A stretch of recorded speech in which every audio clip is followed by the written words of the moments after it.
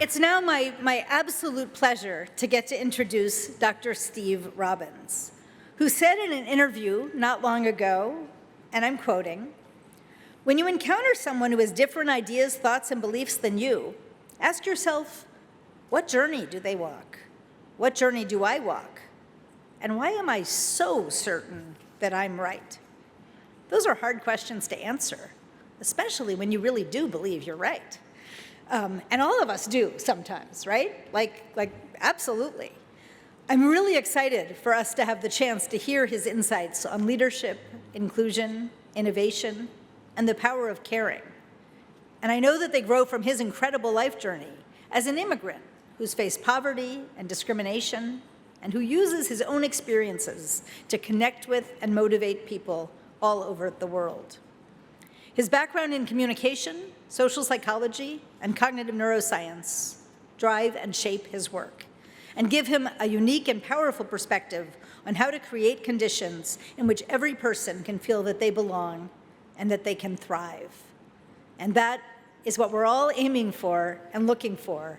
And so I'm very excited to welcome and introduce you to Dr. Steve Robbins. Thank you.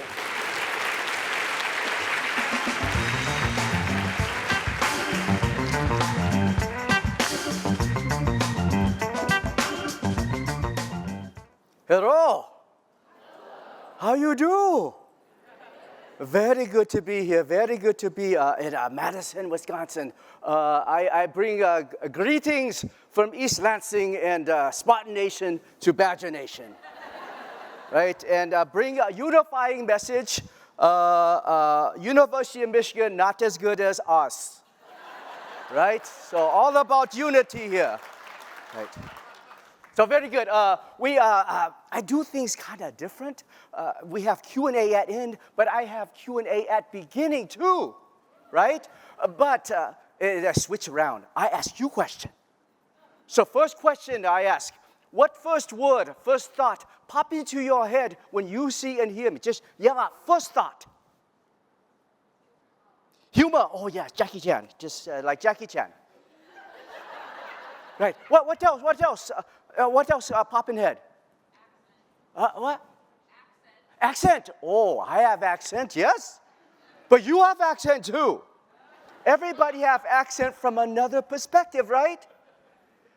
But I don't have the accent that you think that I have. That was my very bad Mr. Miyagi accent that I learned from watching Karate Kid. Old people remember the original one? Daniel-san, wax on, wax off. Okay.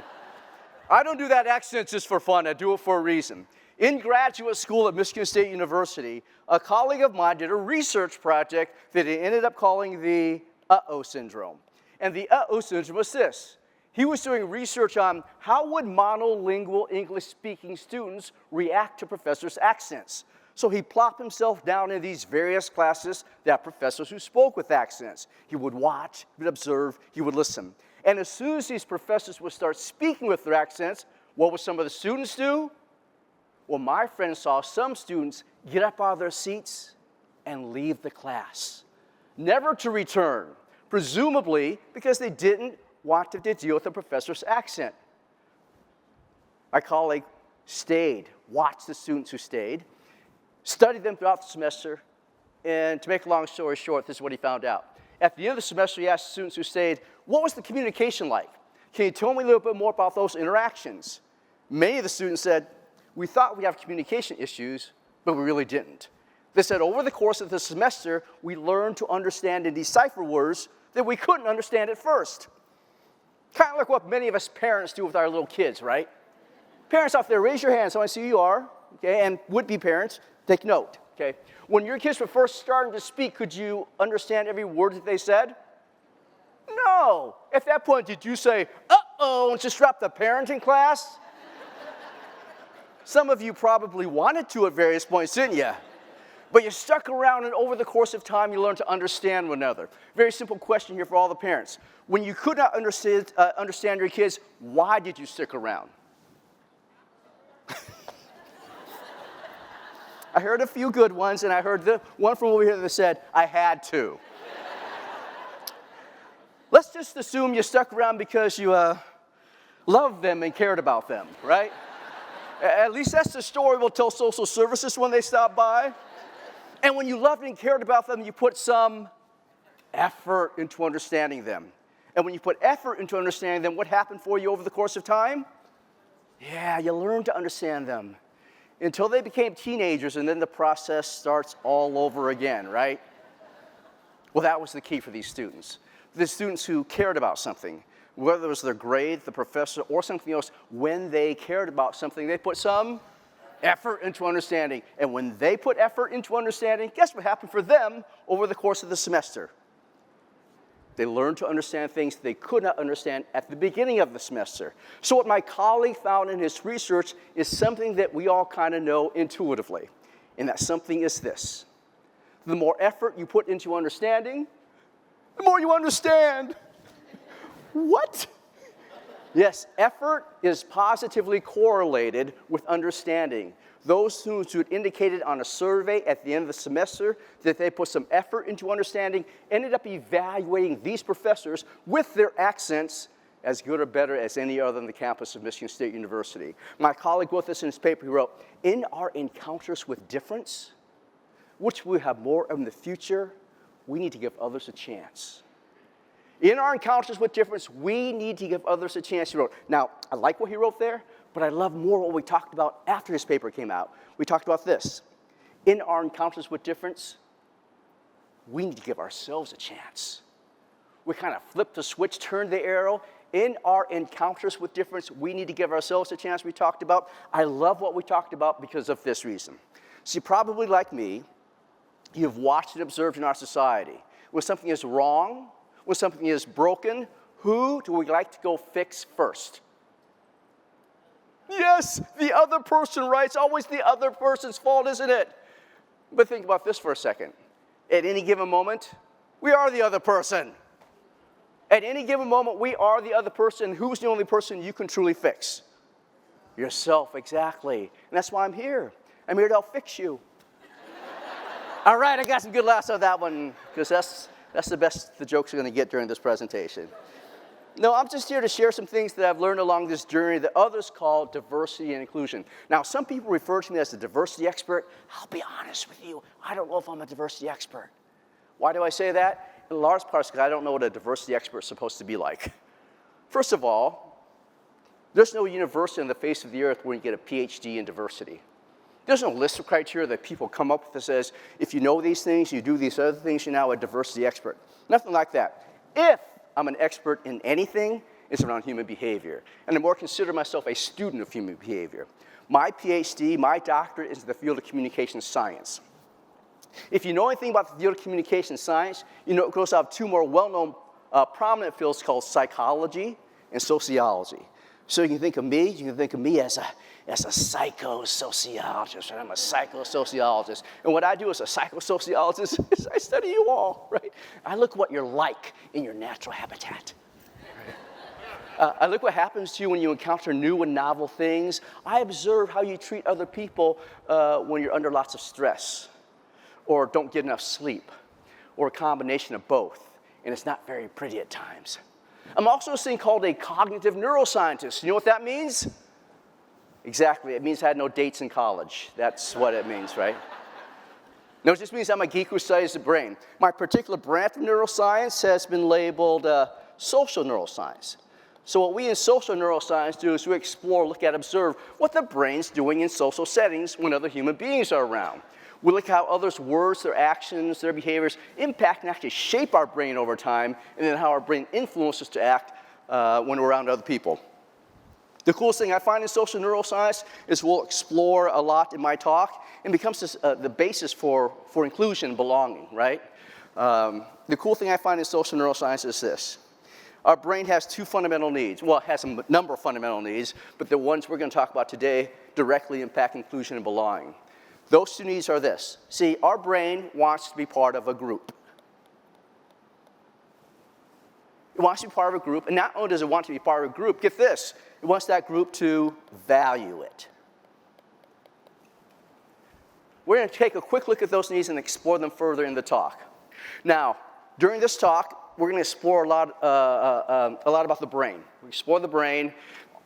as I study human behavior, and as you probably study it, you probably know that behavior begins with the brain. Every kind of thing begins with the brain. So we're going to explore the brain. Whenever I ask you a question about the human brain, the answer probably goes back directly or indirectly to something that I have labeled the brain's primal directive. Star Trek fans, do not confuse that with the brain's, well, with the prime directive of Star Trek, right? So the primal directive. Anyone know what the primal directive of the brain is? Yeah, let me give you some hints. Some of you are close. Let me give you some hints. Think of the brothers Gibb, also known as the Bee Gees, exactly. They wrote a soundtrack for a movie in 1977 called Saturday Night Fever. 7 #1 songs from that soundtrack. One of those songs represents the brain's primal directive. What is it? No, it's staying alive, right?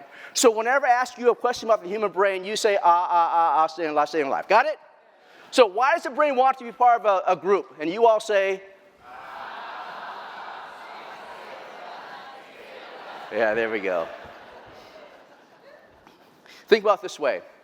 The human brain developed long ago in very hostile, dangerous environments, say the Serengeti. It raised the probability of survival if you, the human being, are part of a group. Why? Because compare us, the human beings, to the rest of the animal kingdom, for our size and weight, we are relatively weak and slow. A chimpanzee, half our size, is 3 times as strong as us. That's not even the strongest of the primates. The gorilla, 15 times stronger than us. And Kong, 1,000,000 times stronger than us. Right? Take a baby deer, it's born. How soon after it's born does it begin to walk and run? Anyone know? Within minutes, they'll be walking. Within the hour, most of or all of them will be running. Parents out there, how soon before a human baby walks? Yeah, about a year on average, right? I can give you more examples from the animal kingdom. You could probably think of your own examples, but you kind of get the idea. We human beings, we need others to survive. And not when we need them in the womb, our mom, we need them as soon as we're plopped out of the womb. And that's just for a few more minutes, hours, days, weeks, or months. We need them for another 29 more years, I'm finding out. I have 4 kids between the ages of 22 and 29. They still need mom and dad to some degree, okay? So, and think about it this way. We human beings are the nexus predator on Earth. We are not the nexus predator alone. We are the nexus predator because we operate in groups. Okay. Remember Maslow's hierarchy? Yeah. Abraham Maslow, right? How many of you are learning about right now in psychology? You know what I mean? Right? What is at the very bottom? Very bottom of Maslow's hierarchy. Survival. What else? Basic needs, right? I think if Maslow were alive today and knew stuff about neuroscience, he would put belonging down there. All right. So, we want to be part of a group, but we also want to be valued. The brain wants to be valued. Why does the brain want to be valued? And you all say,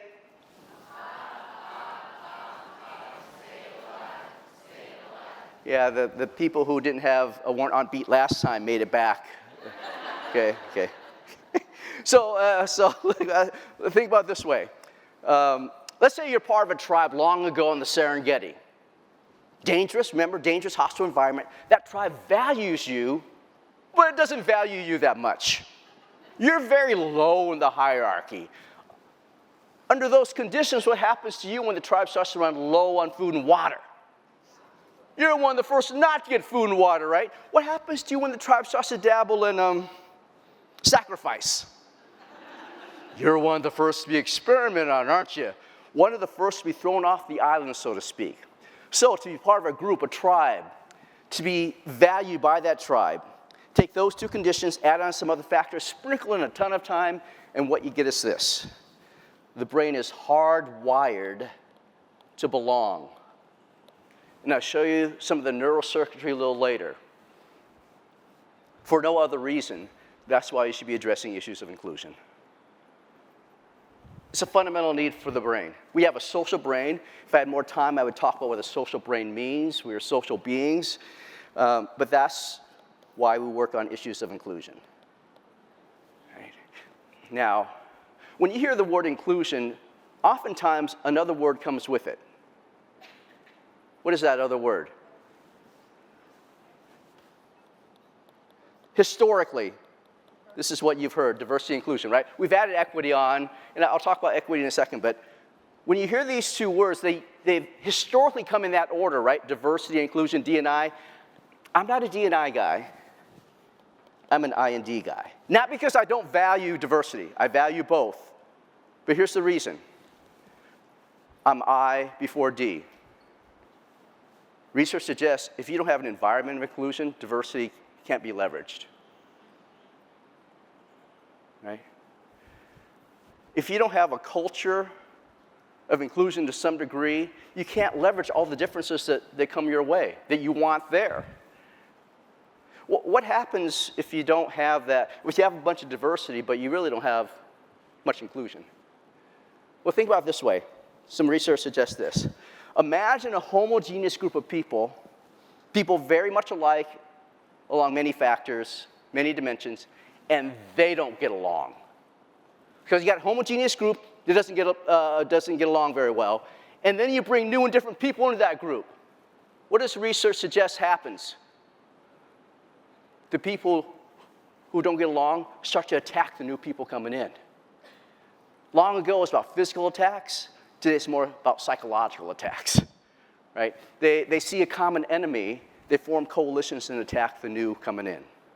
That's what the research suggests. So, value both inclusion and diversity, but just understand, at least the research suggests that you can bring all the diversity in that you want, but if you don't have an environment of curiosity, an environment of open-mindedness, empathy, reflection, humility, that diversity cannot be leveraged for things like innovation and complex problem solving. All right. So that's it. Let's learn about human behavior. Let's talk about the brain. I'm going to be asking you some questions about the human brain. As you probably know, the human brain is pretty complex. It's kind of early, and your brain is just kind of waking up, right? And your brain has to kind of be warmed up to process complex information, so I need to warm up your brains. I used to be a college professor. I'd have these 8 o'clock morning classes where students would roll in kind of sleepy or kind of drunk, often a combination of both. So I had to find a way to wake their brains up. And for me, knowing stuff about the brain, I just gave them a simple math problem to do. Doing a simple math problem in your head will get your synapses firing, your neurons going online. It will wake up your brain so it can process the complex information. So let's do a math problem. For those of you who are mathophobic, do not worry. It's very easy. It's simple addition. I'm going to give you a series of numbers to add up. Add them up silently in your head. Don't do it out loud. Don't do it on a piece of paper. Don't do it on your phone. Do it silently in your head. And then when I ask for the answer, then yell it out. Got it? Silently until I ask for the answer. Very easy stuff. Bunch of rounded numbers, no decimals, no fractions. Simple stuff, okay? So let's start with the number 1,000. Put 1,000 into your head. To that 1,000, add 40. Add another 1,000. Add 30. Add another 1,000. Add 20. Add another 1,000. Add 10. What's the answer? All right, 5,000. Raise your hand if you got 5,000. Very good. Raise your hand. Raise your hand. Come on. Stand up if you got 5,000. Come on. That tells me your brain is working. Please stand up. Come on. I want everybody to see you are. Be proud. Very, very good. Very good. Okay, have a seat now. So if you got 5,000, that tells me your brain is working. Let's just see if your brain is working correctly. Before I had you add 10, you arrived at 4,090, did you not? What's 4,090 plus 10? 0 plus 0, 0. 9 plus 1 is 10. Carry the 1 over. Oh, man. Many of you suck at math. The whole leadership table got it wrong.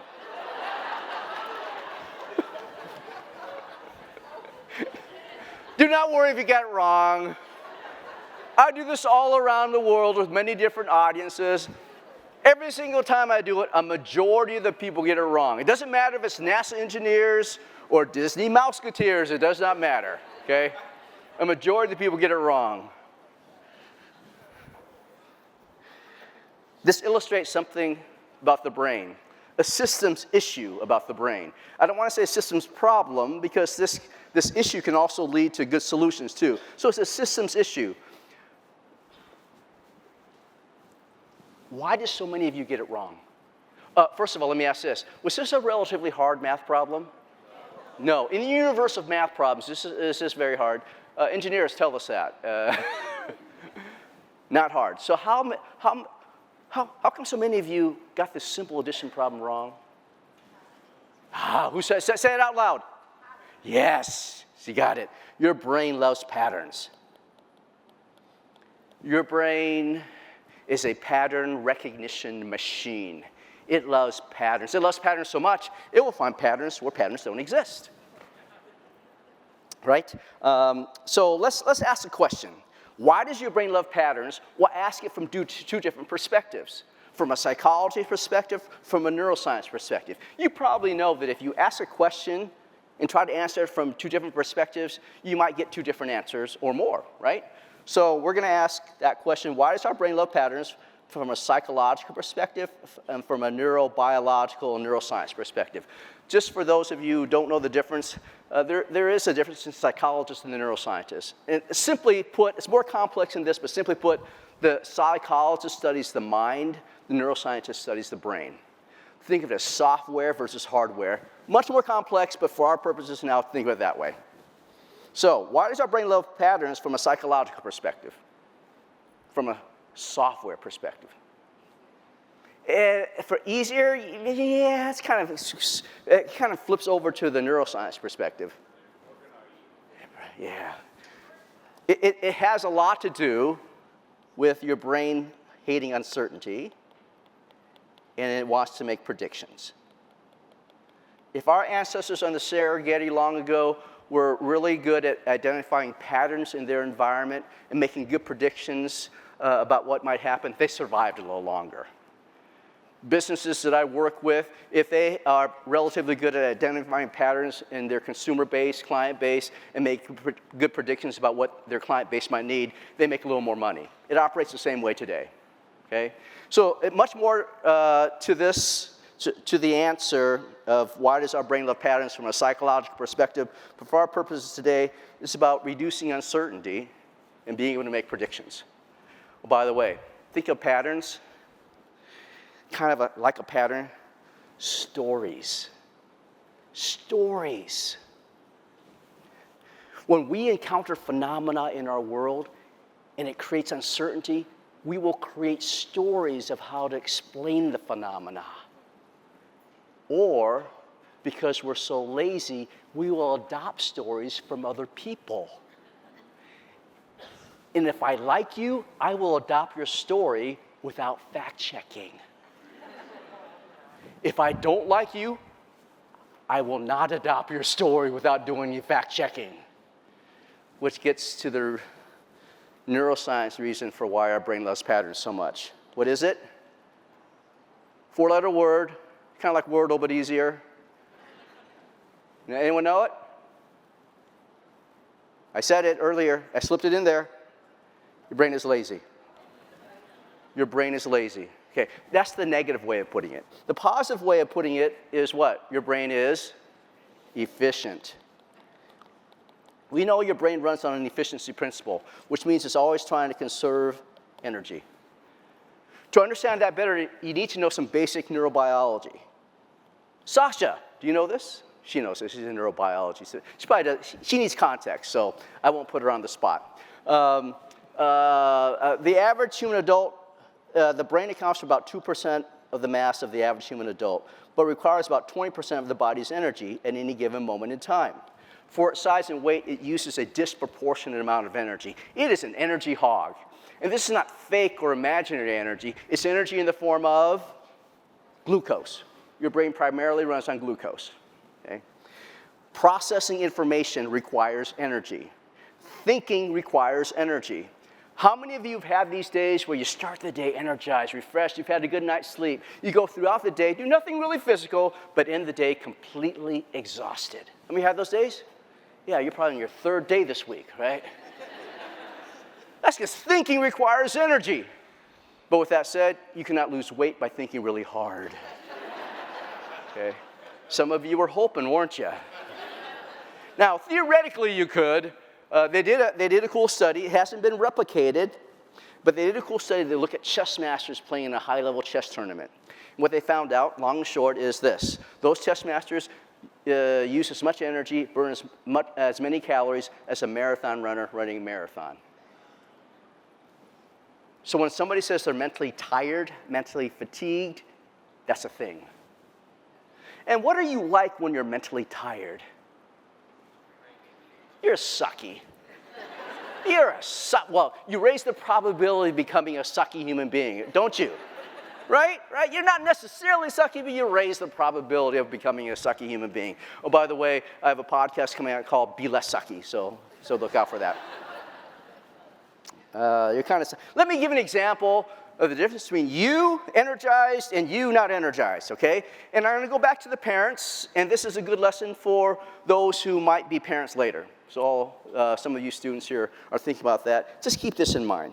Parents out there, again, I want to raise your hands, see your hands, and tell me afterward if this is not true or not, okay? The scenario is this. You're a parent, you have kids, you've had a good night's rest.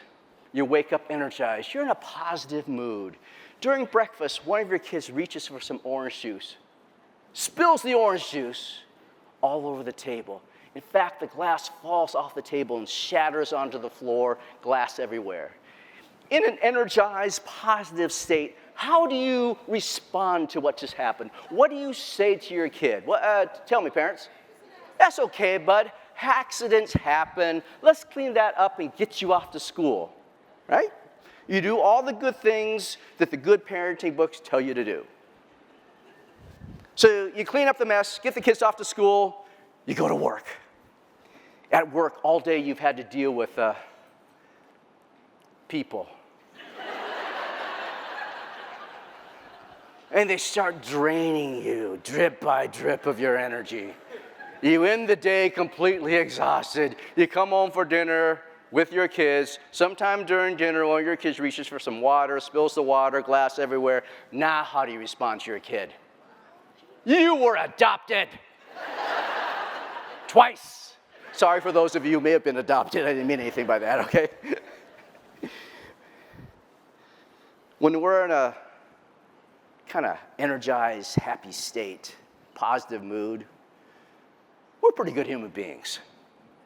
When we're tired, when we have enough sleep, when we're stressed, we raise the probability of turning Hulk on people, don't we? Yeah. Keep that in mind. The biggest thing you can do for yourself that you have a lot of control over to make you a less sucky human being, to raise the probability of the best versions of yourself show up the next day, is get enough sleep. Students, remember that. Get enough sleep. Right? Okay. All right. Let's talk a little bit more about the brain. I'm leading us up to the neurocircuitry for belonging. So we have to understand things about the human brain. Go back to the math problem that many of you got wrong, right? Remember that one? Okay. You started that math problem using what I call your modern brain. If you read Daniel Kahneman's book, Thinking Fast and Slow, he'll refer to it as System 2. Others might refer to it as Unit 2, right? Your modern brain was designed to do those math problems. It was designed to think about things. It can analyze things. Your modern brain can plan. And it can do all these things because it has this other ability called metacognition. This is a university setting, so I expect many of you know what metacognition means. Other places, they don't know what it means. What is metacognition? It's thinking about thinking. A meta-study is a study of studies. A meta-analysis is an analysis of analyses. Cognition is thinking. So metacognition is thinking about thinking, which simply means this. We can reflect on our own thoughts. We can be aware, we can be self-aware, and think about our own thoughts. And not only can we do it in the present, we can kind of do it in the future, meaning this. We can conjure up scenarios that have never existed before and reflect on them, think about them, evaluate them, analyze them. Other animals can't do that. We don't think. There's some other animals who show glimpses of metacognition, dolphins, pigs, elephants, horses, but not to the degree that we have, right? Metacognition allows us to also live in the past, meaning we can recall situations that we've been in and evaluate them, think about them, reflect upon them. We can live in the present, the future, and the past because of metacognition. Other animals that don't have metacognition, especially to the degree that we have, just are basically always living in the present. Does that make sense?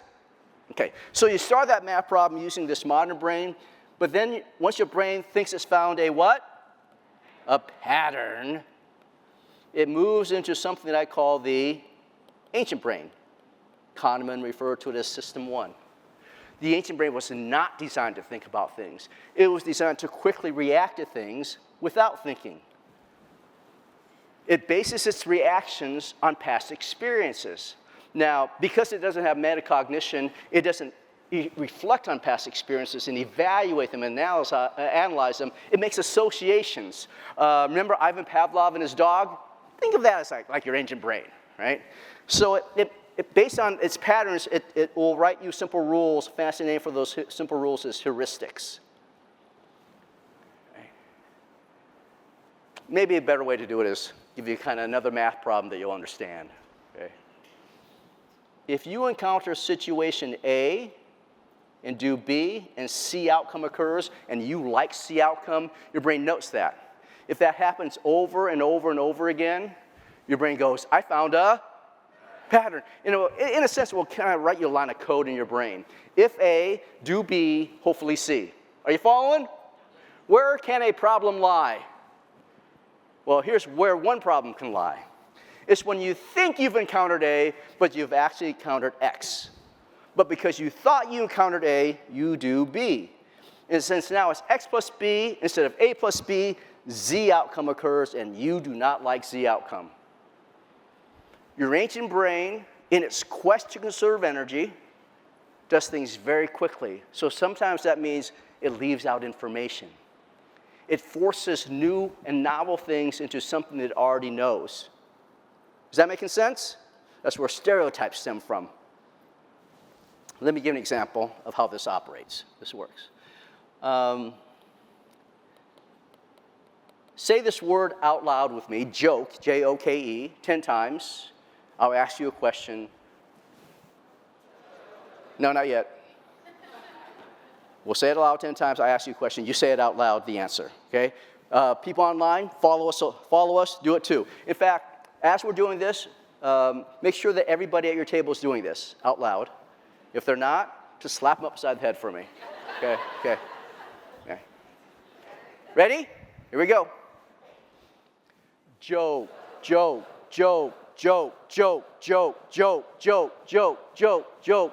What do you call the white part of an egg?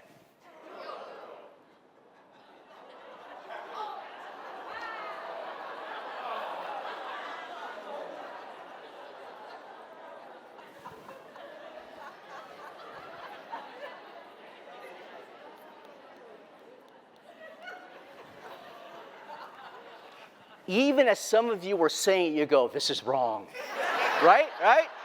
You knew it was wrong as it was coming out of your mouth. This illustrates how your brain wants to do things very quickly and will not think about things. What do you call the white part of an egg? You want to know? You can't say white part because that's part of the question. I would never allow it on an exam, okay? What could you say? I would have taken shell. That would have been, I would give you credit on that on the test. But what am I looking for? What's technically the white part of an egg?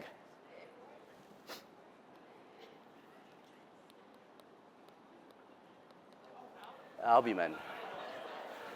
Oh, albumin. She knew it. How many of you knew albumin? Seriously, honestly, how many of you knew albumin? Maybe 10% of this, maybe less than 10% of this room, 5% of this room. Okay, now I want to use this simple activity that we did to illustrate why inclusion and diversity is so powerful for innovation. And in this case, think of innovation as complex problem solving. By the way, you do not need diversity for simple problems. A simple problem is if you bring 100 people to the table of a problem and 99 of them can figure it out on their own, you don't need diversity for that. What you need is for complex problems, right? So let me illustrate by using our yolk thing, our white part of the egg problem here. Let's just imagine, what do you call the white part of an egg is a complex problem that the university is trying to solve to better help students and the community.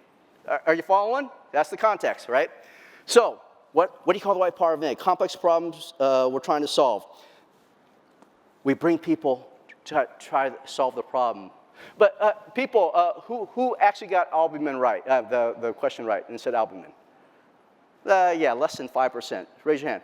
Let's say the people who got it right, we left them out of the process. Why did we leave them out? Because they're weird.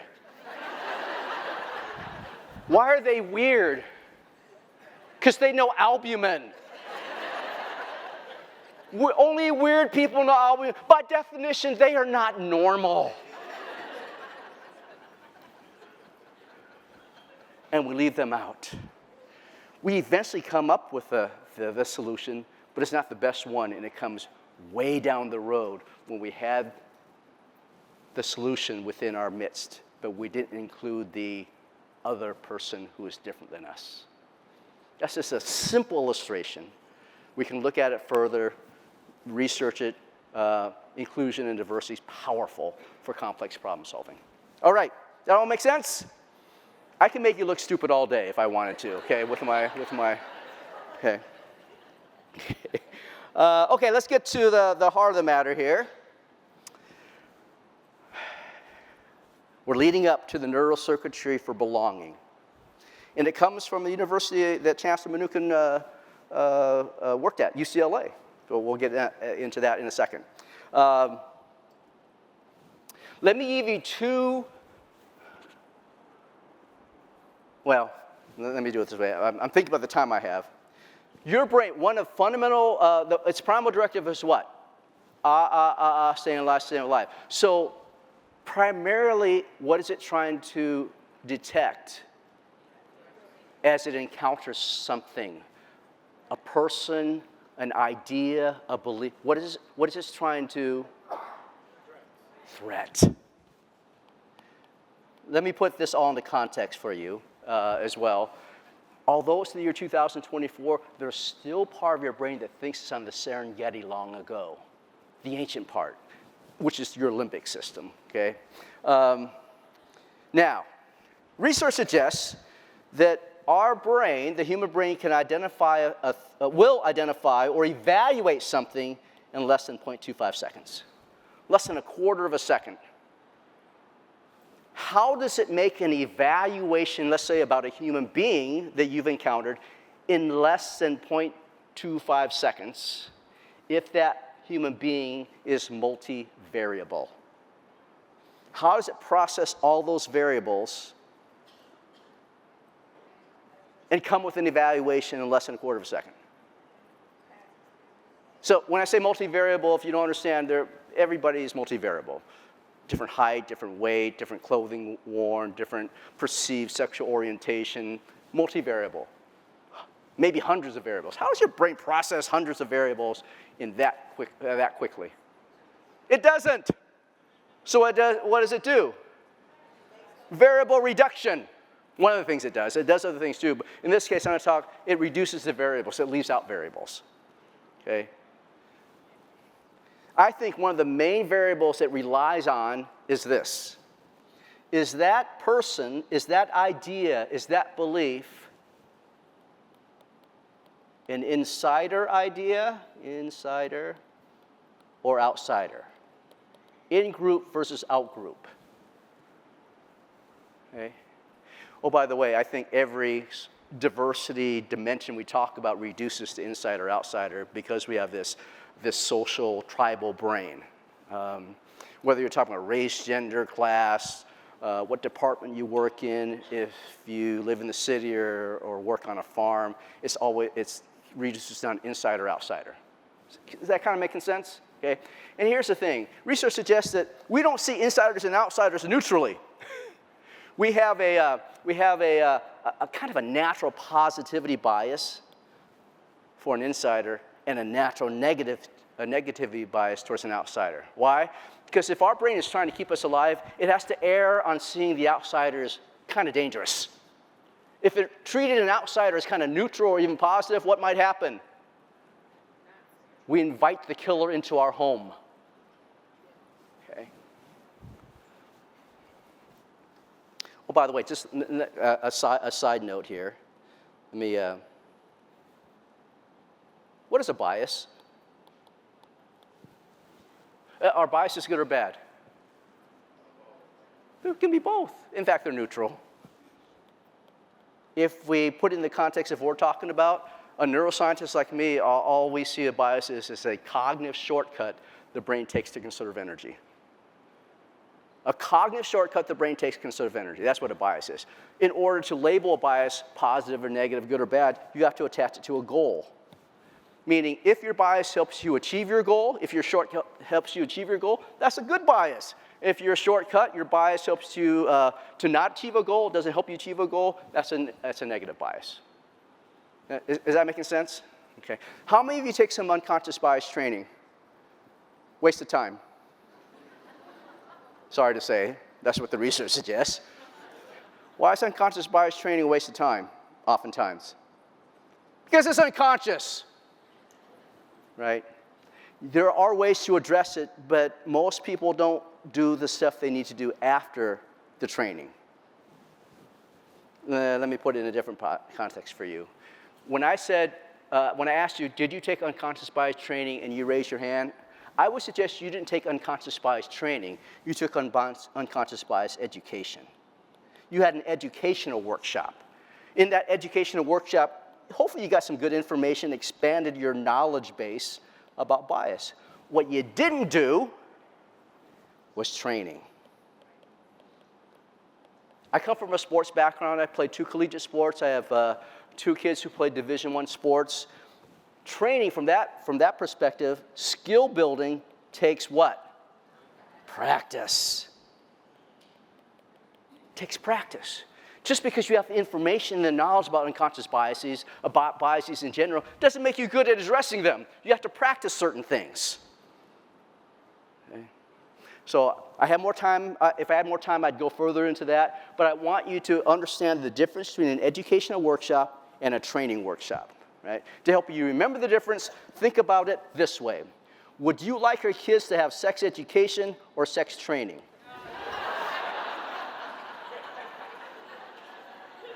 Makes more sense, doesn't it? Okay. Okay, let's get back to this. Insider and outsider. So we kind of have a natural positive bias towards the in-group member, a natural negative bias towards the out-group member for survival purposes. It's what our brain does naturally. Okay. How does that play out? Well, one way it plays out is this. An insider and an outsider can do the exact same thing, and we'll give different reasons for why they do those things based on our group affiliation. Let me give you an example. And now we get to bash the University of Michigan together, although we're united today, right? Okay. I have 4 kids. Sometimes I say I have 2 because 2 went to Michigan, okay? So I'm a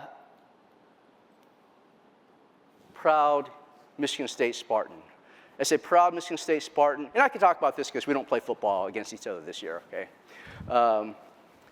As a proud Michigan State Spartan, I have a green S on my license plate, or a Spartan head. It tells everybody that my family, we are loyal citizens of Spartan Nation. All our cars have this little S or green Spartan head. We are good people. Other people in my state of Michigan, other very bad people in my state of Michigan, they have a blue M on their license plate. They're a University of Michigan Wolverine. And anytime anybody drives by me with a blue M on their license plate, they cut me off. They veer right in front of me because that's what those people do. They're genetically encoded to treat other people poorly. They are animals. Wolverines is in their name. How could they not be, right? But if a person with a green S on their license plate drives by me and cuts me off, I'll probably say, they didn't see me. Notice something. a Spartan, an insider, cuts me off on the road. A Wolverine, an outsider, cuts me off the road. Both do the same thing, but I have the tendency to give the insider the benefit of the doubt and judge the outsider much more harshly, even when they do the same thing.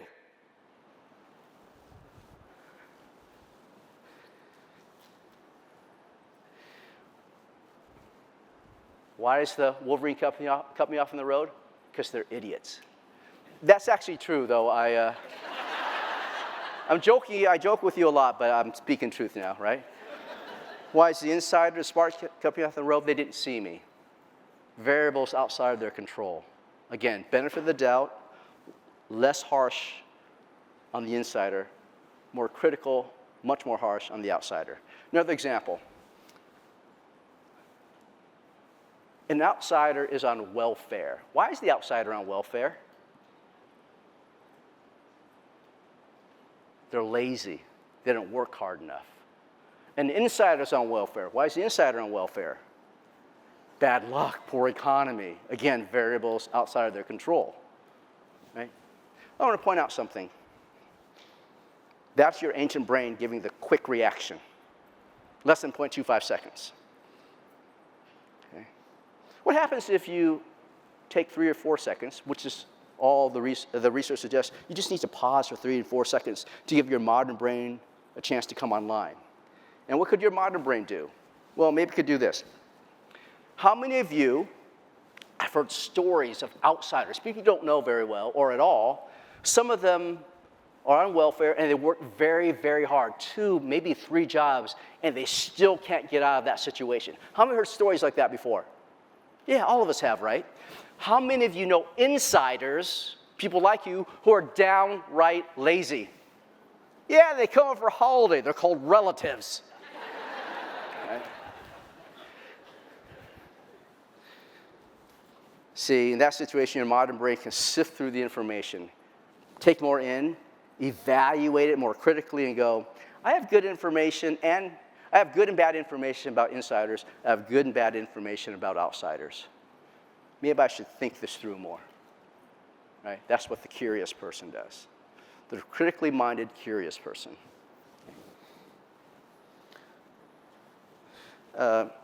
Before COVID, I was sitting in London, Heathrow Airport in London, waiting for my plane to come back home from a speaking engagement. And off in the distance, I see a guy with a white jacket with what looks like a Michigan State S on it. He could be my Spartan homie. So he comes closer and closer, and with it, oh yeah, by the way, we have a secret handshake at Michigan State.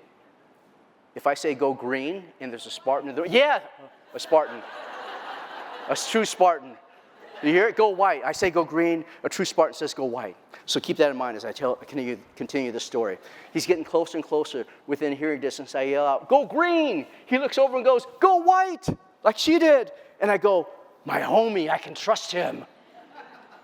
He could be a serial killer for all I know, right? But based on that green S, that one piece of information, remember I told you your brain reduces people down to maybe one piece of information? This case, an insider Spartan.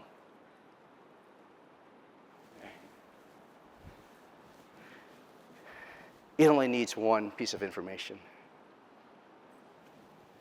All right, now let's talk about outsider. Get into the belonging piece, the neurocircuitry. This line of research that I'm going to quickly touch upon is from 2002. UCLA neuroscientists led by Naomi Eisenberger were asking kind of a fundamental question. What's happening in the human brain when a person feels excluded, feels like an outsider? Okay? They run an experiment. They bring subjects in to play a game on a computer screen with 2 other people. Now, the subject thinks these are other real people, but they're actually computer-coded avatars, right? The game is, they're just throwing a cyber ball back and forth to one another, ball on screen back and forth to one another. So there's 3 people, their avatars on the screen are playing together. Everybody's included at first. Are you following? At some point, though, the researchers had coded the avatars not to throw the ball to the subject anymore. They were left out, excluded. They were made to be a what? an outsider, right? While this was happening, the brain was being scanned. And when they were made to be an outsider, they saw two areas of the brain light up. First area, the dorsal anterior cingulate cortex. Second area, the right ventral prefrontal cortex. These two areas of the brain lit up in response to being left out, kicked out of the game. Interestingly enough, these are also the same two areas of the brain that light up when we human beings experience physical pain. No, the subject was not kicked, not punched, slapped. They were not touched physically, but their pain centers lit up. What we know is their pain centers lit up. Researchers eventually labeled the phenomena they observed the social pain of exclusion, the social pain of rejection. Does this make sense? If I slap you, punch you, pain centers in your brain light up. I ridicule you, humiliate you, embarrass you in front of other people that you want to be a part of, your pain centers light up. This is significant to understand, okay? What's the purpose of pain? Simple purpose of pain. Kind of to tell us something is wrong in the system, right? What's wrong? What's wrong when you've been excluded? If your brain has a primal directive of helping you stay alive, and you stay alive longer in a group. Remember, your brain still thinks it's on the Serengeti long ago. Part of your brain does. So it goes, danger, danger, danger, Will Robinson. We're not part of the group anymore.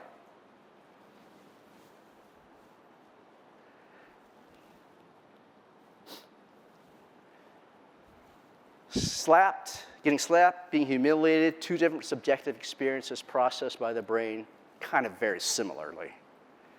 Now we need to talk about how this impacts your brain's performance on tasks, on thinking, on how you treat other people. Okay? So when you experience pain, physical or social, your brain has to mobilize cognitive resources to address the pain. One of the resources it mobilizes that has an impact on performance is attention. Your brain has to pay attention to the pain. Whether you do it consciously or subconsciously, your brain has to send resources to address the resource of attention to address the pain. Now, here's one thing you need to know about attention. It can only be in one place at a time. It's 100% here, 100% here, 100% here, 100% here. Now, it can't be divided. Conscious attention can't be divided. You've heard the term divided attention? No such thing. Which means this, and many of you are not going to like what I'm about to say because you bought into the story, believe the narrative. You cannot multitask. You literally cannot multitask, not figuratively. How do we know that? Because other researchers have found another region of your brain about right here called Brodmann's Area 10, BA10 for short. BA10 is chiefly responsible for deciding what you pay attention to. But here's the deal with BA10. It only makes one decision at a time. It operates in serial fashion, not parallel fashion. Think of Robbins Area 10 as air traffic control at a single runway airport. How many planes can land at one time at a single runway airport? What happens when multiple planes try to land at one time at a single runway airport? Bad stuff, right? So at an airport on a runway, planes will land at certain time intervals, every hour or whatever it is, every couple hours. Well, research suggests that Robbins Area 10 makes decisions about what to pay attention to at certain time intervals.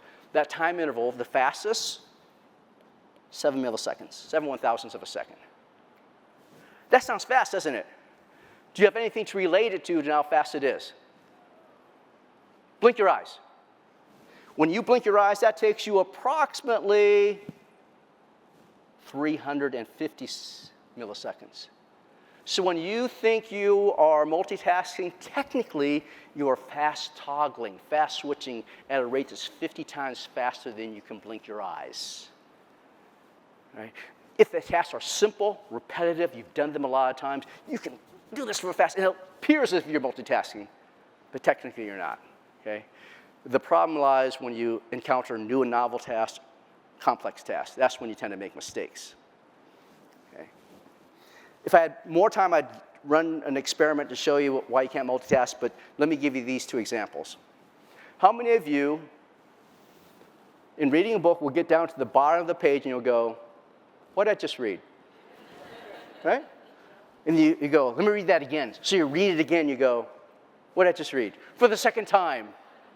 Right? See, if you could multitask, if your attention could be in more than one place at a time, that would never happen to you. You weren't really paying attention to the words on the page. You were thinking about your daughter's stupid boyfriend who goes to Michigan.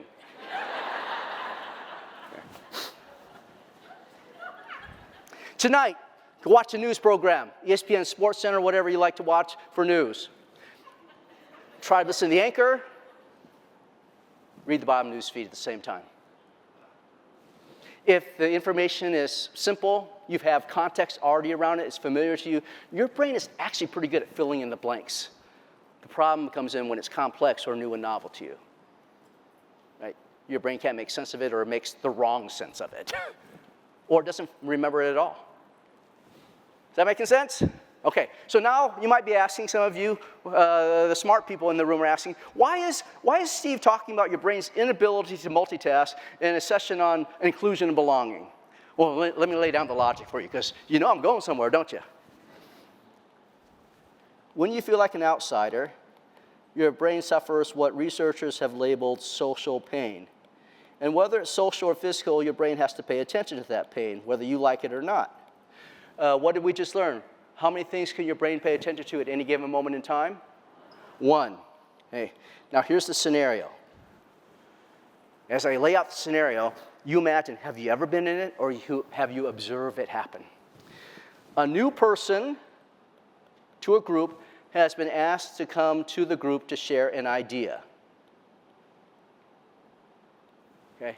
They come to the meeting, share their idea. But as they share their idea, the members of the group, the existing members of the group who already have strong social bonds, they, in a sense, attack the idea. They say things like, we don't do that here. This person new doesn't know how the group operates, sees this as an actual attack. And since the idea is an extension of them, they then see it as an attack on them as a person. So temporarily, at least, to some degree at least, they are feeling like a what? An outsider. They're suffering what? Social pain. Their brain has to pay attention to the pain. Their brain can only pay attention to one thing at a time. If that is true, which the research suggests it is, what are they not doing very well in the meeting or in the classroom? They're not thinking very well. They're not processing information well. In the workplace, they may, and wherever it is, they may be asking, why are they doing that to me? What did I do to them? How do I get them to stop? How do I prevent it from happening again? Should I get my resume ready? Do I need to apply to another school? Following? Now we're getting serious, aren't we? An hour later, that meeting's over. This person goes back to their workspace, their dorm room, their apartment, whatever. Did they forget about what happened in the meeting? No. When did they forget about what happened in the meeting? Maybe never. We can make the strong case that social pain is worse than physical pain. Why? Because social pain lingers. If you don't believe that, think about it this way. There are people in their 40s, 50s, and 60s who see therapists on a regular basis for things that happened to them when they were 14, 15, 16 years old. Okay. And this has an impact on performance in the workplace, in the classroom. And then the student who feels like the outsider, who isn't performing well. They have the talent to because they made it into this great university.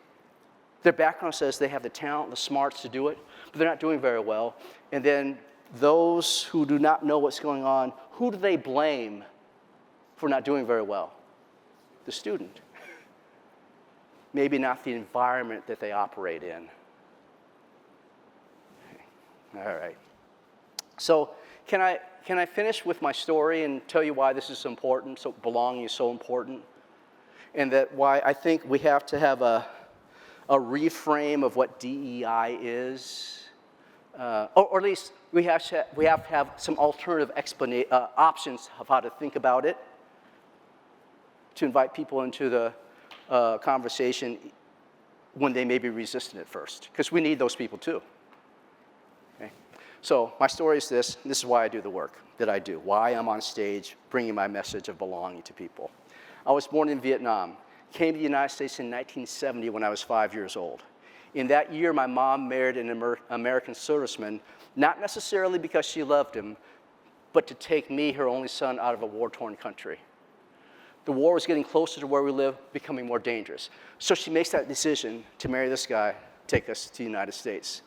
In making that decision, though, she simultaneously makes the decision to leave our whole family behind. And that pains her a great deal, because in Vietnamese culture, family means everything. Right?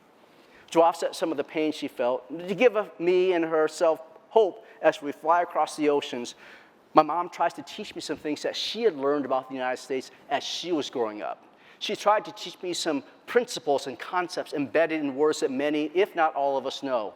The words sound like these. We hold these truths to be self-evident, that all men are created equal, that they're endowed with their creator with certain inalienable rights, that among those rights are life, liberty, and the pursuit of happiness. She tried to teach me concepts embedded in our Declaration. She tried to tell me the place we're going, called the United States of America, was one of very few places across the globe where you could come with nothing except for the shirt on your back, but end up with something if you worked hard enough. She left out the part about it's good to know people, too. American Express had it right when they said membership has its privileges. We finally land into Los Angeles, LAX, Los Angeles International Airport. Deboard the plane, go into a building where we're processed as immigrants. When we're done being processed, we leave that building, walk into a kind of a corridor-looking place. Either side of the corridor, there are a mass of people. As we step in that corridor, some of those people began throwing things at me and my mom. Some of them spat on us as we walked by. Some of them yelled horrible words at us as we passed by. I didn't understand English at the time, but I knew these were not good words by the way people were yelling them. I remember my mom putting her arms around me, all 4'11", 95 pounds of this young Vietnamese woman, trying to protect her only son from the things that people were throwing at us. Imagine yourself a 26-year-old woman with a little son, and you've just left your home halfway around the world. Are you thinking you're an outsider? Yeah. So as we walk further and further into the corridor, the pelting becomes harder and harder. Sometimes it would be so hard that my mom would tighten her hold on me, squeeze me tighter, closely to protect me. And sometimes she would squeeze so tightly it would hurt. And on those occasions, I'd look up. I'd want to say something to my mom, but I never did. Because every time I looked up, all I saw was tears streaming down her face. And even as a little 5-year-old, I knew I should be silent at the time. We weren't treated very well when we first arrived. By some people, not all. Some saw us as these immigrants invading their land. Outsiders coming into a place they don't belong. Forgetting that this nation was born mostly of immigrants. I grew up in some tough neighborhoods around LA. I can actually wear the t-shirt straight out of Compton. I grew up in Compton, Long Beach, Bellflower areas, moving around. But the tough places I grew up in were not the worst of my situation. The worst of my situation was my stepfather. He was very psychologically and physically abusive to my mom and me. He was a bad guy. I don't want to go into the details of how bad he was, but I'll give you one detail. In 1984, my stepfather was convicted of raping my little sister, his own daughter. Because of that and the way she was treated as a biracial child in school, my sister runs away a year later, in June of '85.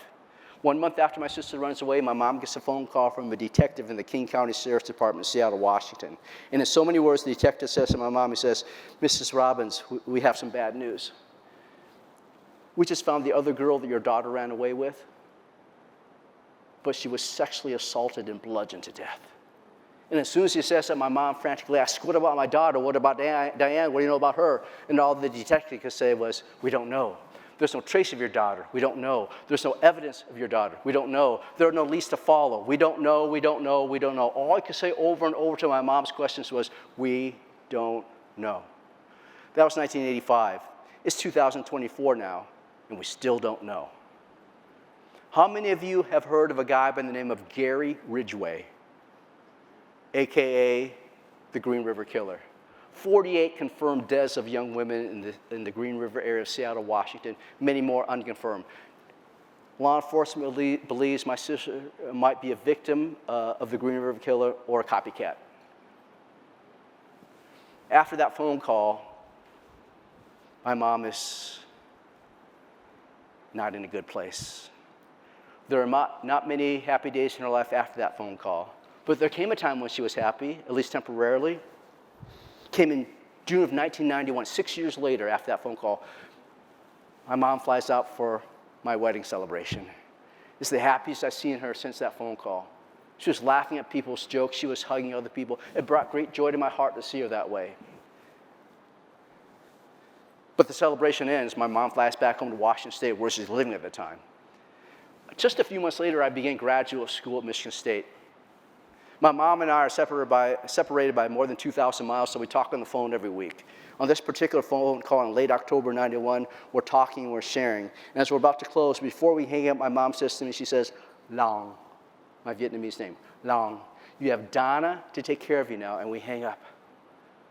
A week later, I get a phone call from Washington State. I expect it to be my mom, but it turns out to be a detective from the Benton County Sheriff's Department in Pasco, Washington, the area where my mom was living.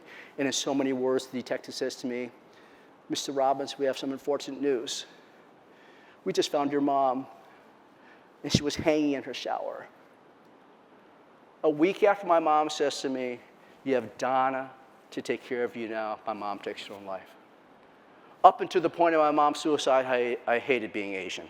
I hated what I looked like. I hated the people I came from. Why? Because growing up, I heard so many negative messages about people like me that my own brain built a negative mental model of people like me. I hated myself because I was Asian. In the world of race studies, we call that internalized racial oppression. You start to hate the people you come from because you believe all the bad stuff told about the people you come from. It took my mom's suicide, unfortunately, to break me out of that funk, to remind me of all the good things my mom was trying to teach me about our culture. If there's any other, if I could say positive thing that happened from my mom's suicide, it happened the first semester of graduate school for me. It's that one single incident alone that let me study what I studied in graduate school. Why do we treat others the way we do? Insiders and outsiders. How do we process information about ourselves and others? I studied that, right? And it's that incident that leads me to do the work I do now. I do this work that others call diversity and inclusion to honor my mom and my little sister, and to try to create a better world for my 4 kids and their friends. Sometimes we make the work of D&I, whatever you want to call it, too complex for people. Too complex, and then when it becomes complex, they can make it whatever they want it to be because they can't understand the complex stuff. So let's simplify it for them. It's about caring for others. Do you care enough for others to invite them into your tribe? Do you care enough to be observant in your environment to recognize, God, there's an outsider right there. They're suffering social pain. What can I do to bring them in? Because you don't know which time you lent your hand and showed compassion to an outsider and invited them into your group that you just prevented a phone call that said, we just found your mom or your sister or your dad or your brother. This is not about statistics, at least for me. It's about caring. Here's the issue you have to keep in mind. The brain more easily cares for insiders, and we have to be intentional and effortful to care for outsiders. That's kind of a sucky story to leave you with, right? So I want you to stand up. We leave with this last thing. Stand up for me. One of my sayings is be less certain, be more curious. It's about being open-minded. I think before we truly address diversity, inclusion, equity issues, we got to address the closed-mindedness issue. For any engineers in the room, we're talking root cause here. Until we address the closed-mindedness issue, we'll always have these inclusion and diversity problems. Okay? So to remind us to be less certain, more curious, to be open-minded, we're all going to say the preamble to my favorite television series that talks about open-mindedness. You know what that series is? Star Trek. Star Trek was about being an explorer, about going out there, getting out of your comfort zone, as Dr. Charleston said, right? So repeat after me, and as we repeat the preamble, I want you to make the Vulcan peace sign. Come on, try it. Look around your table. If somebody's not trying, take your peace sign and what? Slap them upside the head for me, right? So here we go. Repeat after me. Space. The final frontier. These are the voyages of the Starship Badger Enterprise. Our ongoing mission to explore strange new worlds, to seek out new life and new civilizations, to boldly go where no one has gone before.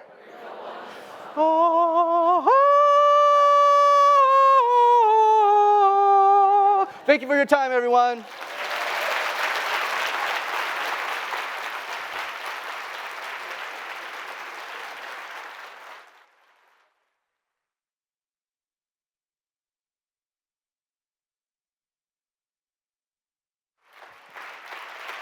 That's how I got you, that's how I get a standing ovation, just to have you.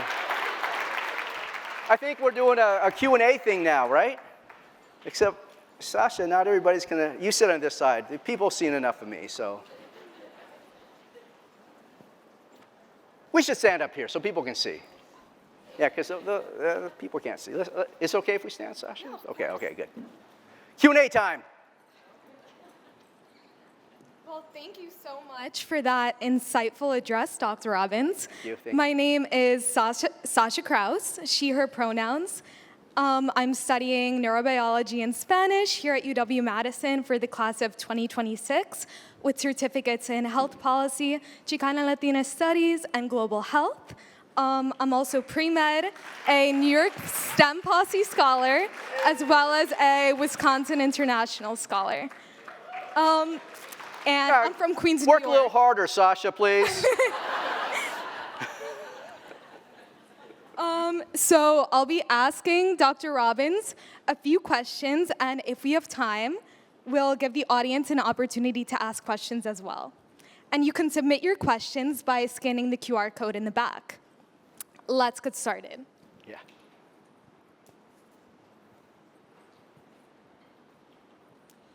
So earlier in your talk, you not so much criticized, but you discussed how we often place diversity before inclusion. However, research emphasizes the need for inclusion before diversity.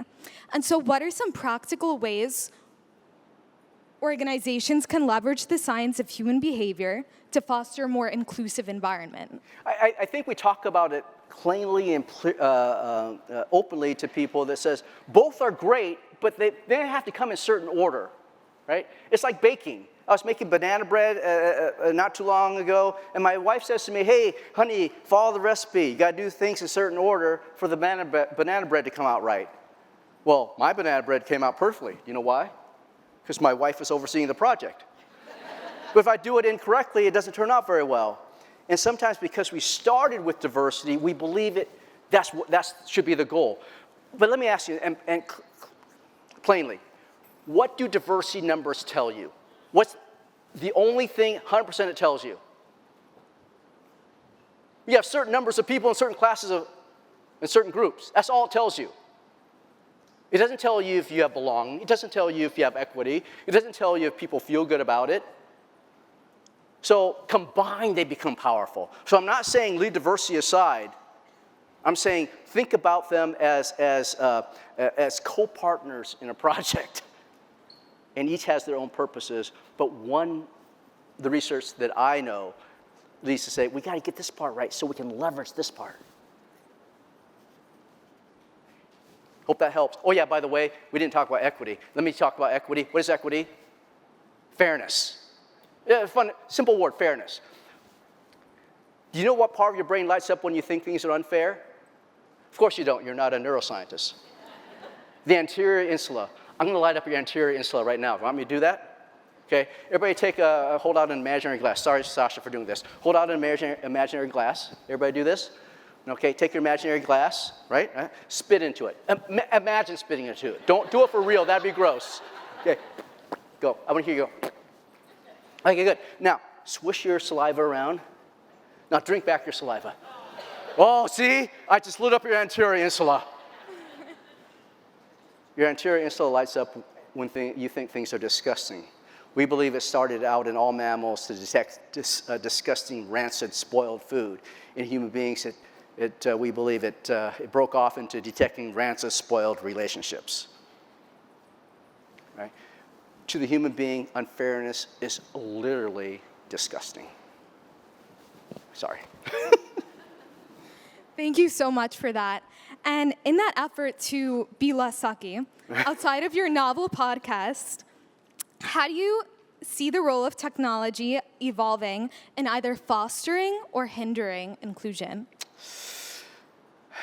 In a general sense, technology has allowed us to travel beyond what we can physically. It allows us to explore ideas, people, concepts that we couldn't do without the technology.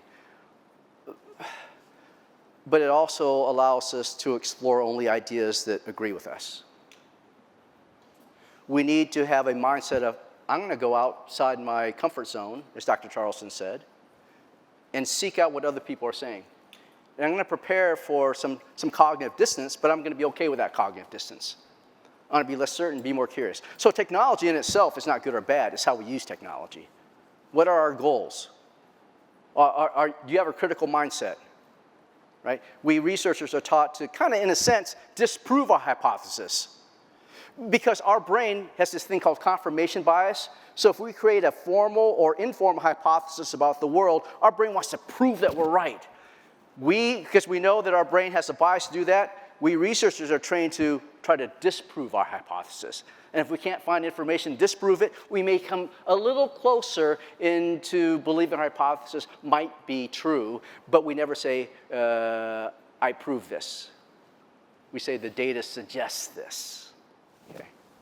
So technology in and of itself, great. Be careful how to use it. Thank you so much for emphasizing that, especially in an age of social media and AI. Yep. We can unfriend a lot of people, right? Who are we left with? People who believe like us. And we create this echo chamber if we're not careful. Go ahead, sorry. Thank you. And on the topic of some more research that you discussed, you mentioned that some research does deem institutional workshops, like these unconscious bias education workshops, which I have been to myself, as essentially useless. So what emerging trends in neuroscience and human behavior do you think will have the most significant impact on future inclusion efforts? Just practice. How many of you gone to a conference or session, workshop like this and got a lot of good information and you went, I'm going to do this when I get back? And then what do you end up doing? Nothing. Or start off and then it goes by the wayside. My son, the professional golfer, if he only watched videos and read books about golfing but never practiced, would he get better at golf? No. But for some reason, the organizations I work with, many of them think that if you send adults to a workshop and give them good information and knowledge, it automatically becomes a skill. That's where they waste money. To bring in speakers like me or workshops and give them information and knowledge, but don't expect and hold people accountable and support them in practicing. Because the system has to support all that too. We can't, this is going to sound bad, we can't rely on individuals to practice what they know is good. If we could do that, we wouldn't have issues with obesity in our society. We wouldn't have issues with not getting enough sleep. We know things that we should do that are good for us, but we don't do them. We need to practice more. I have these hero skills: humility, empathy, reflection, and open-mindedness. And my emphasis when we go through a course on the hero skills, I call the Hero Skills Challenge, is yes, let's learn about the skills, but let's practice them day in and day out, right? If I had time, I'd go into the neurobiology of practice. As you practice something, the circuitry in your brain becomes tighter, connected, more concretized for that particular behavior, right? We can see it in a brain scan. We have the saying, practice makes perfect. In neurosciences, we say practice makes myelin, the protein sheath that forms around connections among neurons that allow you to do things faster without really thinking about them. So practice, that's what I would say. Information is necessary, and it's like we say in research, but not sufficient. Yeah, thank you for that. I'm still in my first neuroscience course, but I always appreciate that real life application. So, outside of the touching and powerful moments that you were discussing in your talk in regards to your story, Dr. Robbins, your experience as a child immigrant has shaped your views on inclusion and exclusion. So can you share a specific memory that significantly influenced your decision to study the science of human behavior? Well, that was my mom's. I didn't recognize that I was an outsider. I just knew I wasn't feeling in a good spot. Sometimes I hope the brain science can help some of you understand this is not me just imagining things. This is actually painful to my brain, right? So it was my mom's suicide, and here's the great thing about universities. Sometimes the university or the place you work is your only safe harbor. It was my professors and my colleagues at Michigan State University in my department that got me through a very difficult time, because they made me feel like an insider. They made me feel like I had a group to go to when I needed help. Just think about that. Can you be that person that people can go to when they need a tribe, a group, right? So growing up, I'm happy to say this. I still go through therapy. I'm diagnosed with PTSD of the things that happened, and so I go through it to become more self-aware and understand my triggers and how to work around those. This is therapy for me. Thank you. Go ahead. I think we can all definitely appreciate the way that you have evolved your past experiences into something really beautiful that helps so many people. Thanks, Ash. So,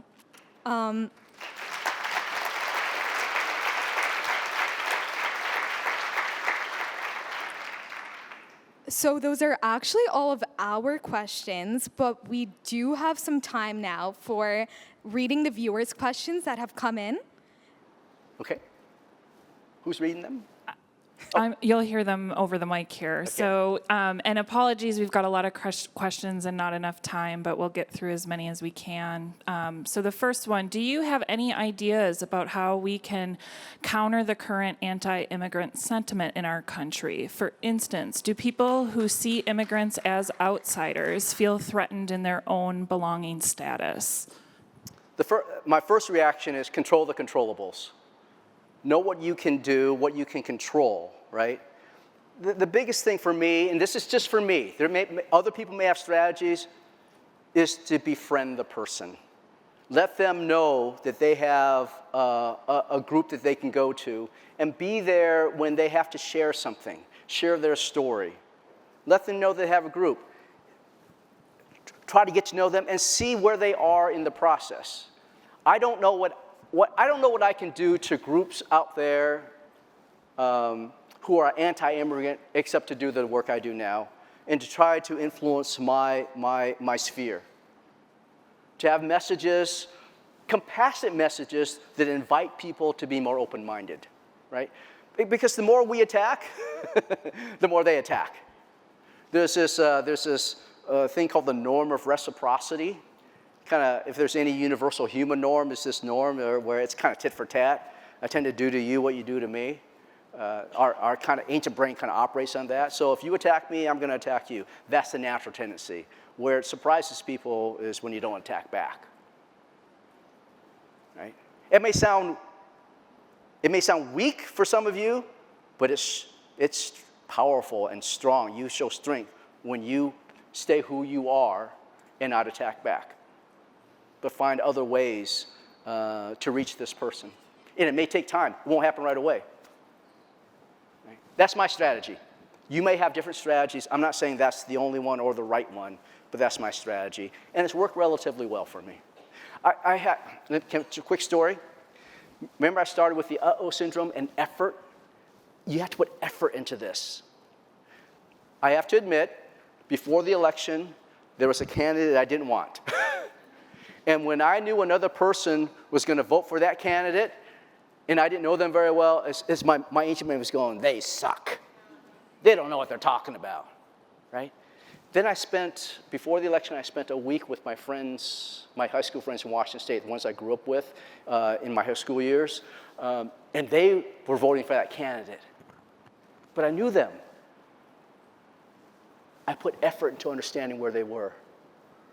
It didn't change my mind about who I was going to vote for or the other candidate, but I put effort, intentional effort to understanding where they come from. Going back to what Dr. Manukan said about what I said, how do I know I am right? Did I think about their experiences and what led them to the conclusions they have about the world, and then relate them to my experiences, which led me to different conclusions? Then the question becomes, how do I know I'm right? Right? That mindset alone doesn't mean you're not right. Just the mindset of questioning yourself, how do I know I'm right, leads you to explore more. Because when you're certain about things, you don't explore. Thank you so much. And I think touching back on those hero skills, that last part, that open-mindedness, is so, so, so critical, especially for all of us as we're trying to navigate an evolving climate. So yeah, thank you for that. And I think we probably have time for one more question. This also from participants. How do we get better at simply recognizing and seeing an outsider in our midst? By this, I mean, how do we take our blinders off and notice who is on the inside and who is on the outside instead of just staying inside with the insiders? First of all, you got to move into your modern brain, the thinking brain, and be more observant about your world. Oftentimes we just walk through our world. What I didn't tell you is 70 to 80% of our day we operate out of our reactive ancient brain. Pops up to 90% when we're under stress, right? So now we have to move into our modern brain, which does take more energy, but to be observant and notice people who may be silent, who may have been spoken over, who may be angry. You don't know, but these are kind of symptoms or clues that maybe this person doesn't feel like they belong. And maybe you don't address it in a group setting, but just take them off to the side and have lunch with them. Don't go to them and go, so why don't you feel like you belong? That's not the first question you should be asking. Get to know them, right? But just become more observant and recognize and ask yourself, how have I acted when I felt like an outsider? And look around for that in your midst. Right? We have 2 more minutes. One more question? One more question. Okay. How fervently does the brain fight to protect the salience of bad decisions it has made in the past? Say it again. How fervently does the brain fight to protect the salience of bad decisions it has made in the past? Just a 2-minute question, right?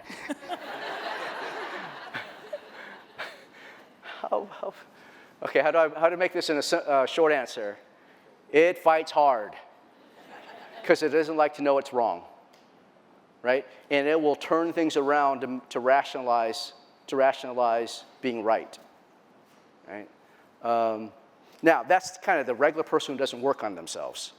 The person who works on themselves goes, and this is the H in hero, humility, the ability to say, yeah, I didn't get that one right, and then say this, sorry.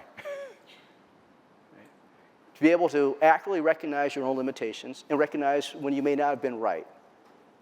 But your brain, in the untrained person, your brain doesn't like dissonance, so it tries to create consonance. And to create consonance, we have to kind of reframe the world, remessage the world so it fits what we already believe. That's a part of confirmation bias. Right? So, in one word, generally speaking, your brain fights hard to stay right. And it will recreate stories that say that I'm right. For those of you who are in relationships, you know how this operates. We have 34 seconds. Okay, we're ending. Well, thank you for that last part. I think recognizing that we can be wrong sometimes can be transformative in its own way. Yeah. Gives way for a lot of opportunity. My last seconds, let me put it in context for you. Okay, if this is the universe of knowledge and information, data, stories, and each one of us has about this much of it in our head, could we be wrong every once in a while? If that's the case, then we should live a life thinking this: be less certain and be more curious.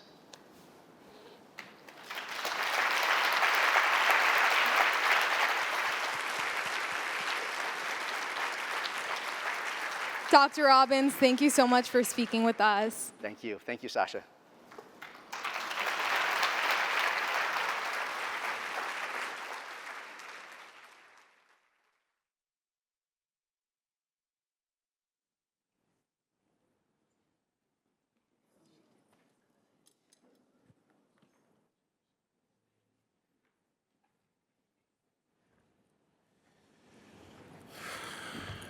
How wonderful was that?